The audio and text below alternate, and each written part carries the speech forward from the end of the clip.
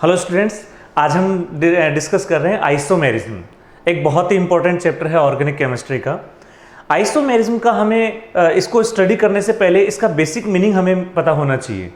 Isomerism का basic meaning है same but different, यानी जो सेम हो लेकिन डिफरेंट हो।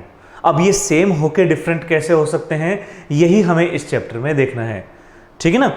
तो आइसोमेरिज्म का मीनिंग जैसे हमने देख लिया, सेम बट डिफरेंट।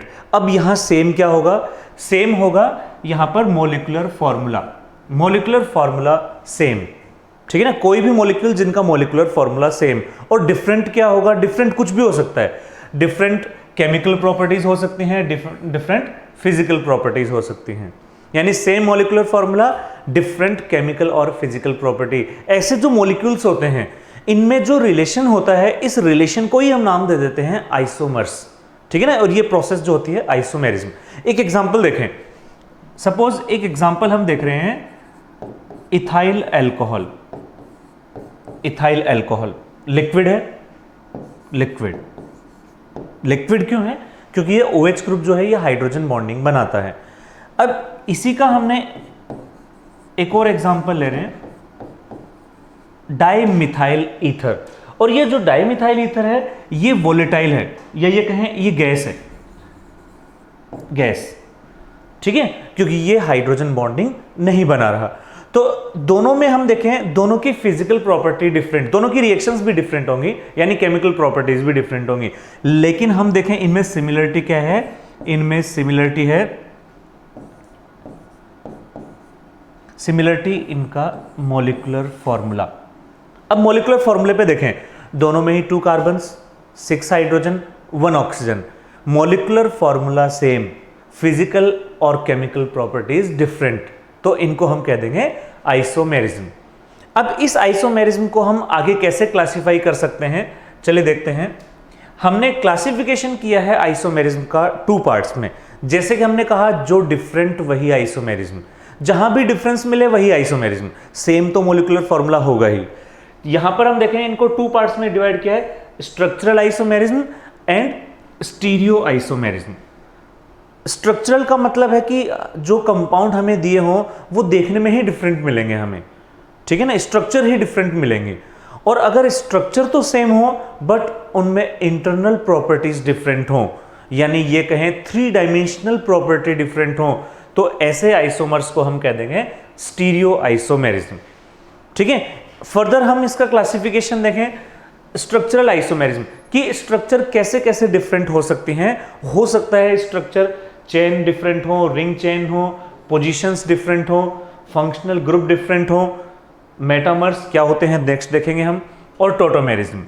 इन सब में से जो टोटोमेरिज्म वाला पार्ट है, ये पार्ट तो हम डिस्कस करेंगे GOC में, एप्लीकेशन ऑफ GOC के अंदर। बाकी जो रिमेनिंग 5 पोर्शंस हैं ये हम आज ही डिस्कस करेंगे। स्टीरियो आइसोमर्स, इनको हमने 2 कैटेगरी में डिवाइड किया, कॉन्फ़िगरेशनल, कन्फर्मेशनल। अगर 3 डायमेंशनल जो इसमें कॉन्फ़िगरेशन बने, 3 डायमेंशनल हम कहें अरेंजमेंट जो हो वो इंटर कन्वर्ट हो जाए तो वो कन्फर्मेशनल आइसोमेरिज्म, और इंटर कन्वर्ट ना हो पाए तो ये हो जाएगा कॉन्फ़िगरेशनल आइसोमेरिज्म। ये इनके डिवाइडेशन है ज्योमेट्रिकल एंड ऑप्टिकल, जिनको हम स्टीरियो आइसोमेरिज्म एक सेपरेट पार्ट में डिस्कस करेंगे। आज तो हम डिस्कस कर रहे हैं ओनली स्ट्रक्चरल आइसोमेरिज्म। अब स्ट्रक्चरल आइसोमेरिज्म जो है, ये जो क्लासिफिकेशन हमने किया है एक एक करके हम देखते हैं इनको। सबसे पहले हम यहां पर ले रहे हैं चेन आइसोमेरिज्म। सबसे पहले हम इसमें डिस्कस कर रहे हैं चेन आइसोमेरिज्म को।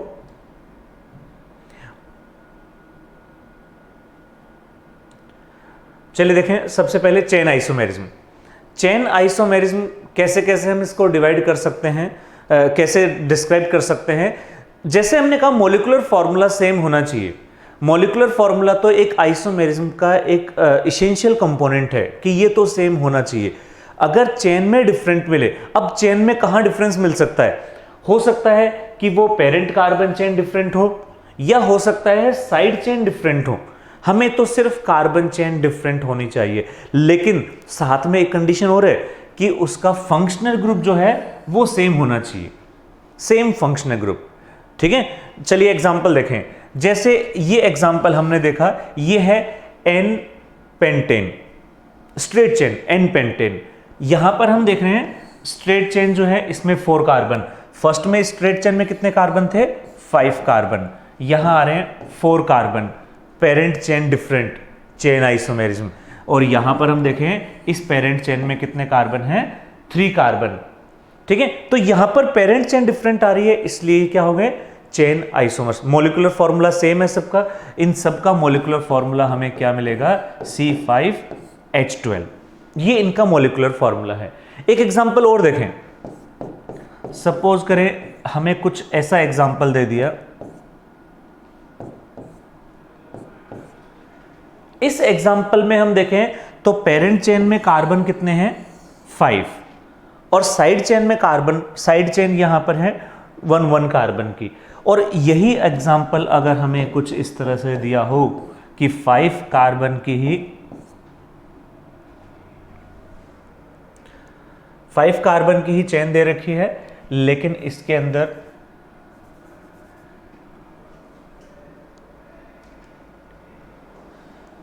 यहां जो ब्रांचिंग है ये 2 कार्बन्स की कर रखी है, parent chain same but side chain different, तो इसको भी हम पीसी से, इसको भी हम किस में काउंट करेंगे चेन आइसोमेरिज्म में, क्योंकि यहां हमें डिफरेंट क्या मिल रहा है ये साइड चेन डिफरेंट, ठीक है ना। इनको पोजीशन नहीं कहेंगे, इनको चेन आइसोमर्स ही कहेंगे। चलिए और एग्जांपल देखते हैं।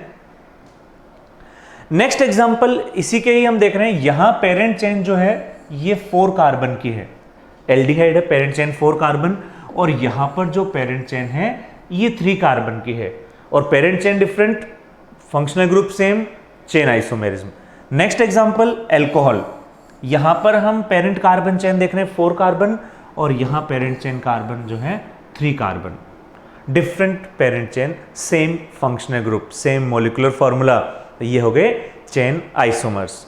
नेक्स्ट आइसोमेरिज्म पर आते हैं, second ring chain isomerism. Ring नाम से पता चल रहा है रिंग चेन, रिंग मतलब साइक्लिक चेन, ओपन चेन। तो इसमें क्या होगा मॉलिक्यूलर फॉर्मूला सेम होगा, बट जो कार्बन चेन के टाइप्स हैं वो डिफरेंट होंगे। अभी तो हमने क्या देखा था कि पेरेंट चेन ही डिफरेंट होंगी, यहां पर इसके टाइप डिफरेंट होंगे।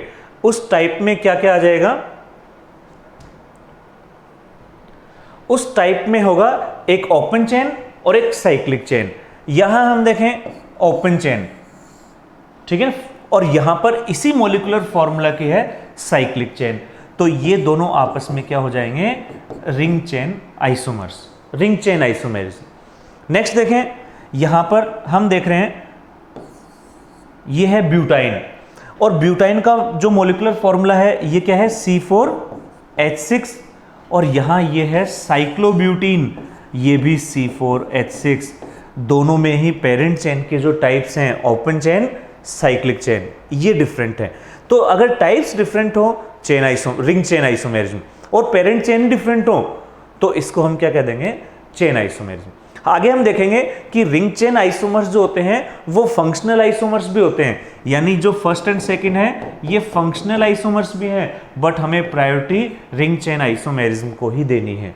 हाँ, रिंग चेन आइसोमेरिज्म अगर ऑप्शन में नहीं है तो फंक्शनल आइसोमेरिज्म इसको हम बता सकते हैं, ठीक है। रिंग चेन आइसोमेरिज्म के बाद में नेक्स्ट पोजीशन आइसोमेरिज्म। जैसा कि हमने कहा था आइसोमेरिज्म का टाइप क्या होगा, जो उसके आगे हेडिंग होगी, ठीक है ना। पोजीशन आइसोमेरिज्म का मीनिंग क्या हो गया, जिसमें पोजीशन डिफरेंट हो, बाकी सब सेम हो। बाकी सब सेम का मतलब क्या है, जैसे पेरेंट चेन सेम हो, फंक्शनल ग्रुप सेम हो, ये सब तो सेम हो, और डिफरेंट क्या हो पोजीशन। और वो पोजीशन किसकी डिफरेंट हो सकती है, वो पोजीशन सब्स्टिट्यूएंट की डिफरेंट हो सकती है, पोजीशन मल्टीपल बॉन्ड की डिफरेंट हो सकती है, या फिर फंक्शनल ग्रुप, तीनों में से किसी की भी पोजीशन डिफरेंट मिल जाए। जैसे एक एग्जांपल देखा हमने, यहां ये जो है 1 2 3 फर्स्ट कार्बन पर सब्स्टिट्यूएंट, ये सब्स्टिट्यूएंट है क्लोरीन सब्स्टिट्यूएंट, और यही सब्स्टिट्यूएंट जो है यहां ये सेकंड कार्बन पर आ रहा है, सेकंड कार्बन पर, तो सब्स्टिट्यूएंट की पोजीशन डिफरेंट। यहां हम देखें फंक्शनल ग्रुप फर्स्ट कार्बन पर, यहां फंक्शनल ग्रुप सेकंड कार्बन पर, different position of functional group. यहां हम देखें डबल बॉन्ड की पोजीशन फर्स्ट कार्बन पर, यहां डबल बॉन्ड की पोजीशन सेकेंड कार्बन पर, position of multiple bond different, ये हो जाएंगे पोजीशन आइसोमेरिज्म। एक एग्जांपल हम अगर बेंजीन रिंग का देखें, सपोज करें एक बेंजीन रिंग है जिसमें हमने ये कुछ इस तरह से बना दिया है,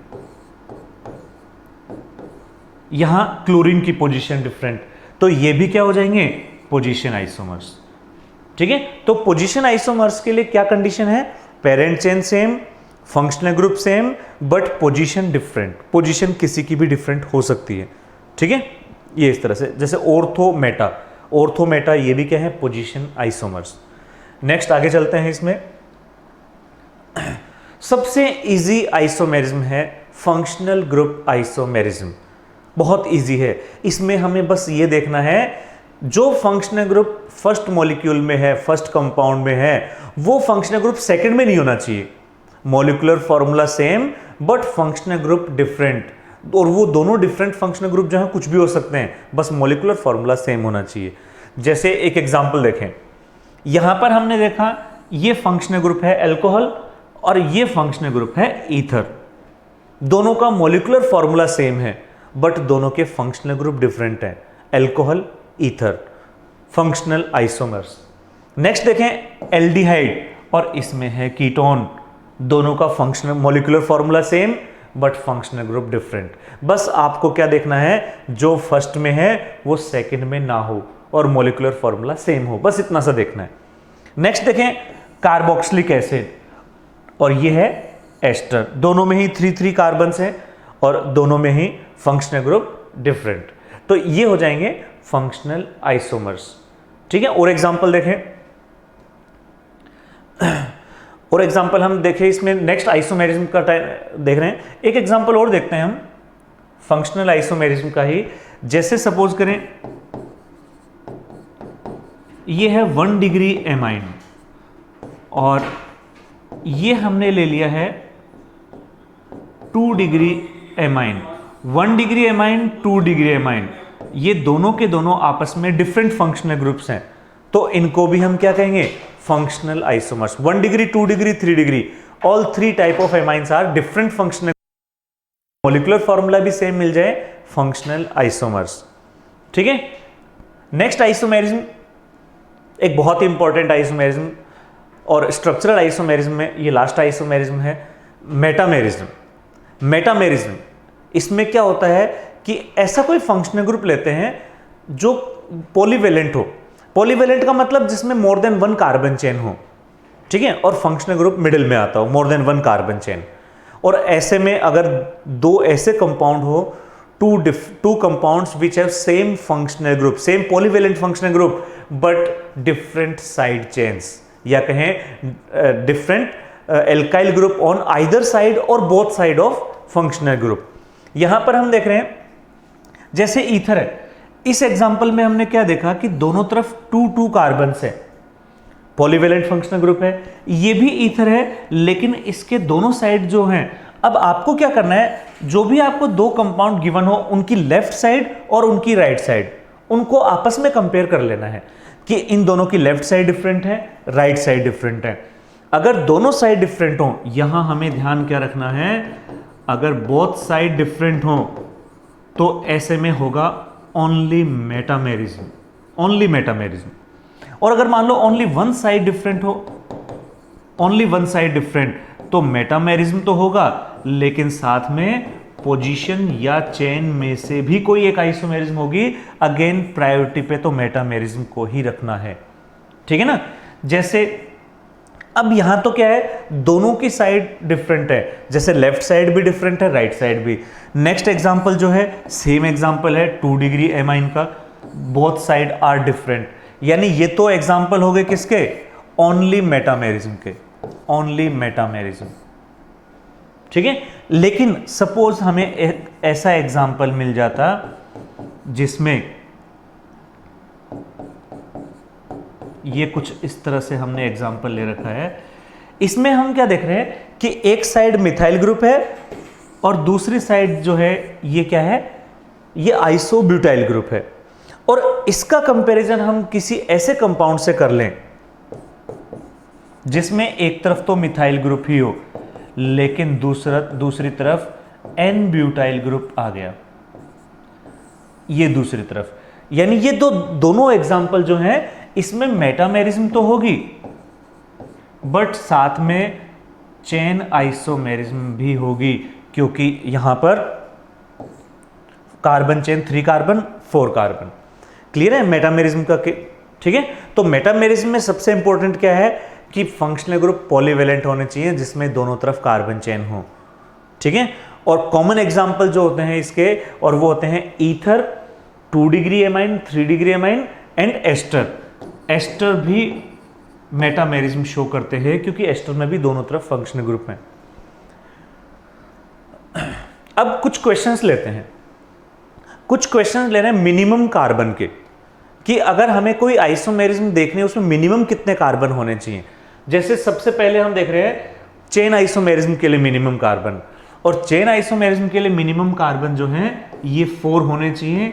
और इसका एक एग्जांपल अगर हम देखें, क्योंकि कार्बन चेन में अगर हमें ब्रांचिंग करनी है, चेन आइसोमेरिज्म का मतलब सीधा सा ब्रांचिंग करनी है, तो मिनिमम 4 कार्बन की रिक्वायरमेंट तो होगी ही होगी, चाहे वो एल्केन हो चाहे एल्कीन हो।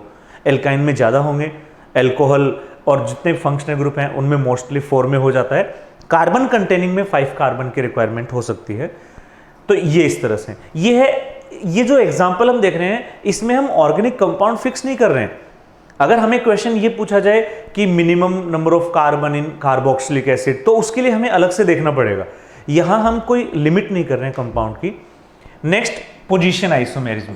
पोजीशन आइसोमेरिज्म के लिए मिनिमम से मिनिमम हमें 2 कार्बन्स की रिक्वायरमेंट होगी। जैसे ये एग्जांपल यहां पर हम देख रहे हैं कि मिनिमम 2 कार्बन की रिक्वायरमेंट तो होगी होगी जिसमें पोजीशन आइसोमेरिज्म हो। नेक्स्ट है फंक्शनल ग्रुप। फंक्शनल ग्रुप का एक एग्जांपल हम देखें, नाइट्रो ग्रुप और nitrite group. These are different functional groups, और इनमें जो है नंबर ऑफ कार्बन 1 कार्बन के कंपाउंड में भी फंक्शनल आइसोमेरिज्म हो सकती है। नेक्स्ट है मेटामेरिज्म, और मेटामेरिज्म के लिए मिनिमम से मिनिमम कार्बन जो होंगे वो होंगे 3, और ये आइसोमेरिज्म हमें देखने को मिलेगी एस्टर में। एस्टर, इसमें 3 कार्बन जो हैं ये भी मेटामेरिज्म कर देंगे। ठीक है ना, 3 कार्बन्स में भी दीज आर मेटामर्स। क्लियर है? तो ये तो कुछ एग्जाम्पल हो गए जिसमें मेटामेरिज्म, आइसोमेरिज्म चेक करते हैं कि कितने होंगे। ठीक है। नेक्स्ट जो वीडियो होगा उसमें हम चेक करेंगे कि हम नंबर ऑफ आइसोमर्स कैसे कैलकुलेट करें, कि how many isomers are possible for this molecular formula, this molecular formula. ठीक है। ये था स्ट्रक्चरल आइसोमेरिज्म। Thank you.